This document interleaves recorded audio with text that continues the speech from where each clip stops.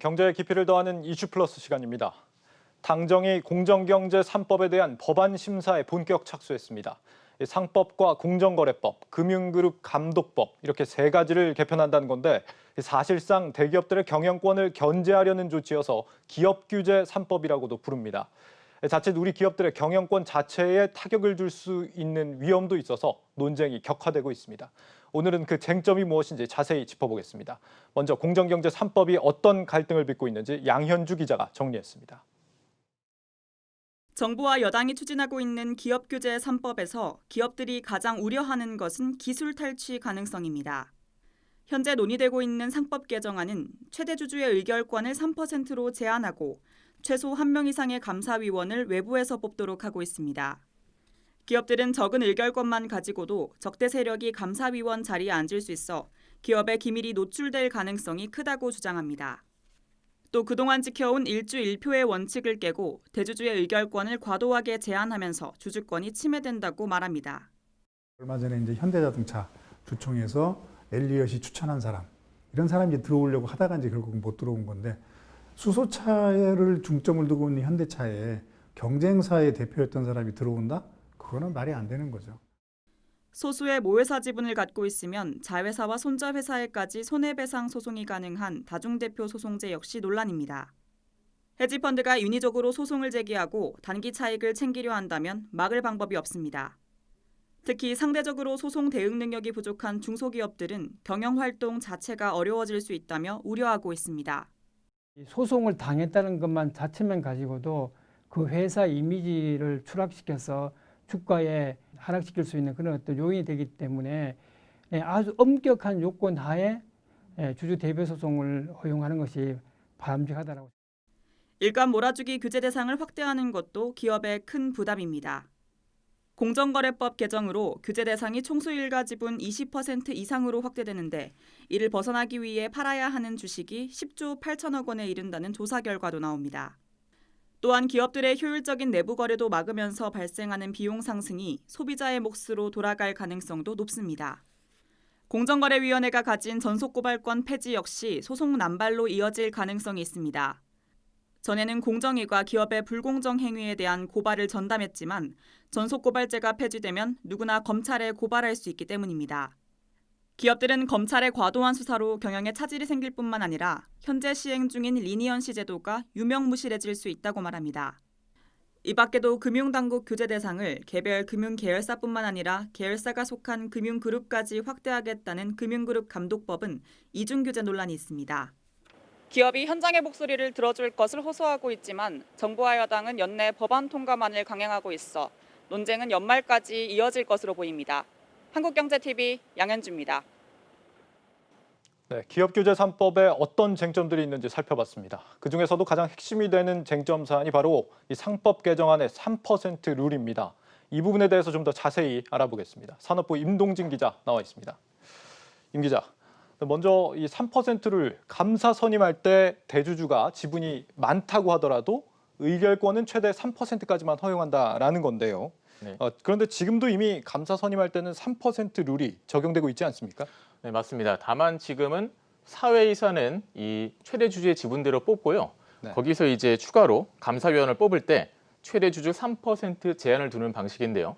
이번에 정부가 들고 온 개정안은 처음부터 사회이사와 별도로 감사를 1명 이상 분리선출하겠다 이러면서 3% 룰까지 적용하겠다는 겁니다. 예. 그러니까 현재는 감사위원회 갑자기 경쟁사 임원이나 또 헤지펀드의 이 관계인이 선출될 수 없는 구조인데 개정안대로 한다면 그런 일들이 발생해서 기술 탈취나 경영권 침해 같은 이런 우려가 있어서 기업들이 반발하고 있는 겁니다. 그렇군요. 감사를 따로 뽑는데 대주주는 3%밖에 관여를 못한다. 이게 핵심이군요.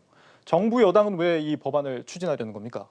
네, 여당 측에서는 경영권을 현재 이 오너가가 장악하고 있기 때문에 이 감사의 독립성과 이 객관성이 담보되지 않고 있다고 지적하고 있습니다. 네. 또 상법 개정을 통해서 지배구조가 개선된다면 현재 기업들이 시장에서 저평가받는 코리아 디스카운트가 해소될 수 있을 것이라고 기대하고 있습니다. 네, 견제 장치를 만들어서 경영 체질을 좀 개선해 보겠다라는 건데 여기에 대해서 기업들은 이제 경영권의 심대한 위협을 느끼고 있다는 거고요. 네. 실제로 이 개정이 되면 경영권 탈취 가능성이 있는 겁니까? 어떻습니까? 먼저 기업들이 가장 우려하고 있는 이 3% 룰을 과거 사례를 통해서 한번 살펴보겠습니다. 네. 3% 룰은 감사위원을 분리 선출하고 그때 최대 주주와 특수관계인의 총 지분율을 3%로 제한하는 것이 핵심인데요. 지난 2003년 헤지펀드인 소버린 자산운용이 SK의 경영권을 위협한 사건이 있었는데요. 당시 소버린은 보유한 SK 주식 14.99%를 펀드 5개로 쪼개서 2.9%씩 의결권을 행사했습니다. 소버린은 사회에서 추천과 함께 기업 지배구조 개선 등을 요구했습니다. 결국 SK가 보시면 이 기존 최대 주주와 특수관계인 지분에 더해서 우호 지분까지 이렇게 더해서 경영권 방어에 성공하긴 했지만 이 3% 룰이 있었다면 당시 최 회장 측 의결권이 대폭 줄어서 결과가 달라졌을 가능성이 상당히 큽니다. 네, 그러니까 헤지펀드가 경영권을 위협할 때 방어하기 어렵게 된다 이런 뜻이군요. 네. 그런데 이 3% 룰의 재개가 반대가 좀 심하다 보니까 여당에서는 또 규제를 완화하는 쪽으로 방향을 잡고 있다고요.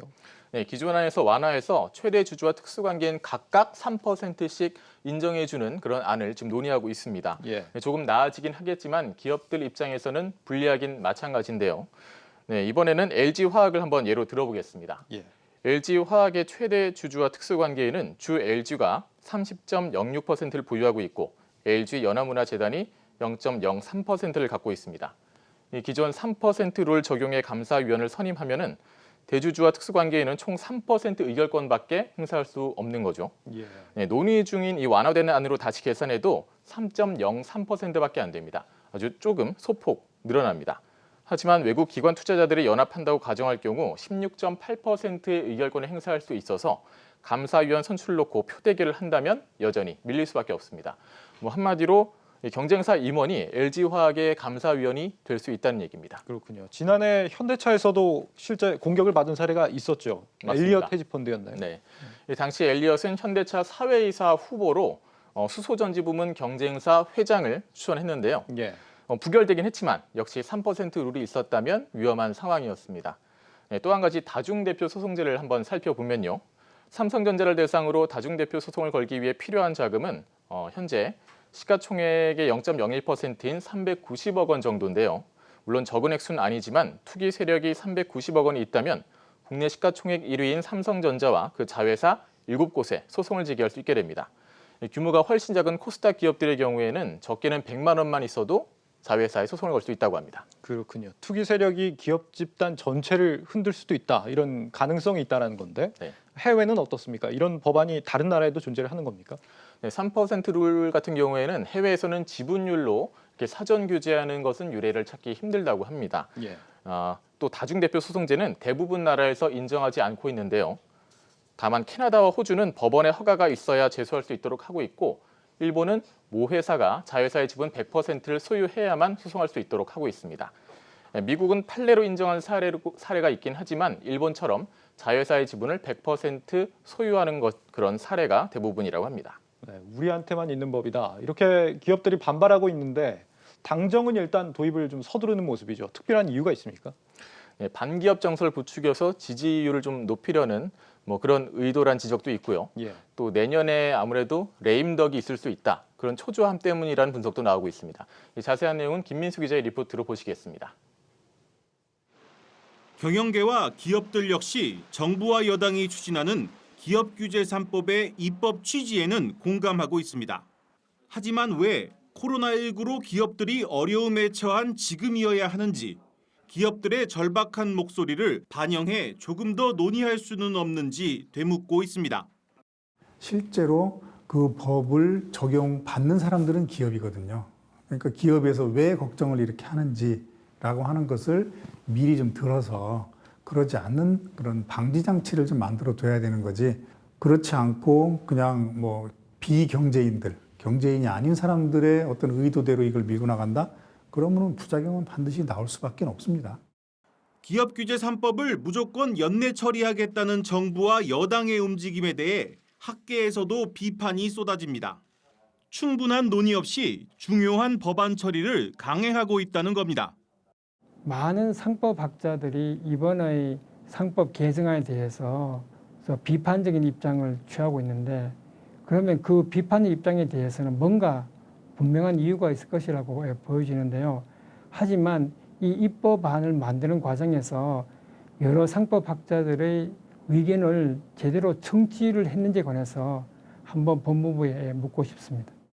상법 개정안으로 인한 경영권 침해를 막을 수 있는 방어 수단을 만들어 균형을 맞춰야 한다는 지적도 나오고 있습니다.